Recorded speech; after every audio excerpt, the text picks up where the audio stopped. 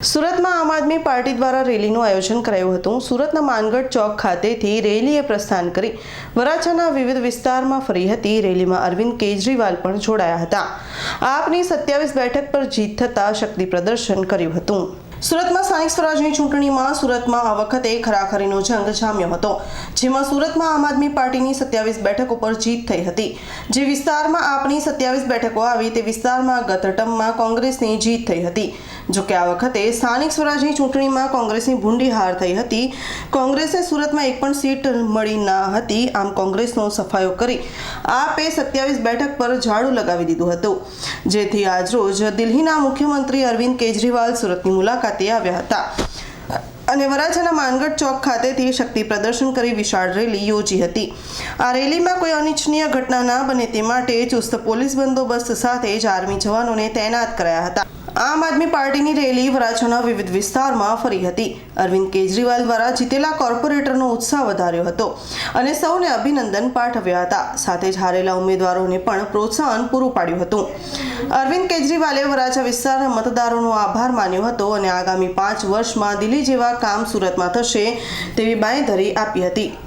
સ્થાનિક સ્વરાજની ચૂંટણીની અંદર જે આમ આદમી પાર્ટીના 27 જેટલા કોર્પોરેટર ચૂંટાઈને આવ્યા છે, તેને લઈને દિલ્હીના મુખ્યમંત્રી કેજરીવાલ દ્વારા અત્યારે શક્તિ પ્રદર્શન આપનું કરવામાં આવી રહ્યું છે।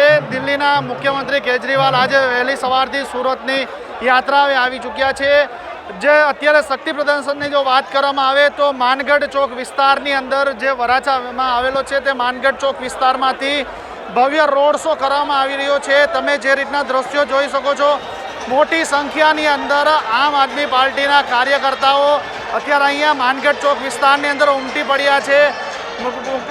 દિલ્હીના જે મુખ્યમંત્રી છે અરવિંદ કેજરીવાલ તે ટૂંક સમયની અંદર અત્યારે માનગઢ ચોક ખાતે આવી અને જે સરદારની પ્રતિમા છે તેને ફૂલહાર કરી અને જે રોડ શો છે તે રોડ શોને અત્યારે આગળ તેનો પ્રસ્થાન કરવાના તૈયારીમાં અત્યારે તમામ જે કાર્યકર્તાઓ છૂટી ગયા છે।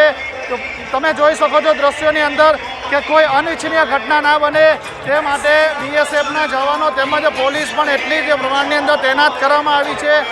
તમામ રોડ શો દરમિયાન તમામ કાર્યકર્તાઓ અત્યારે તમે મોટી સંખ્યાની અંદર આ માનગઢ ચોક વિસ્તારની અંદર જોડાયા છે અને અત્યારે ટૂંક સમયની અંદર કેજરીવાલ દ્વારા સરદારની પ્રતિમાને ફૂલહાર કરી અને રોડ શોની શરૂઆત થવા જઈ રહી છે। દિલ્હીના મુખ્યમંત્રી અરવિંદ કેજરીવાલ દ્વારા અત્યારે જે સરદાર પ્રતિમા છે, સરદાર પ્રતિમાની અંદર ફૂલહાર કરવામાં આવી રહ્યો છે।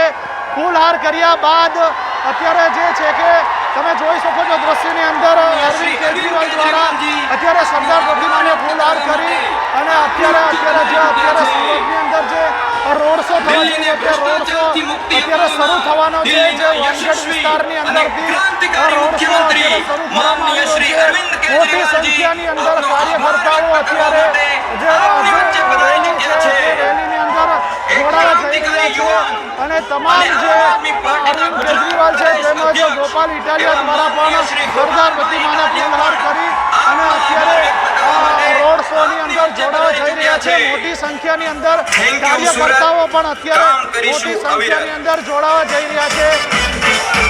Bureau report, Surat.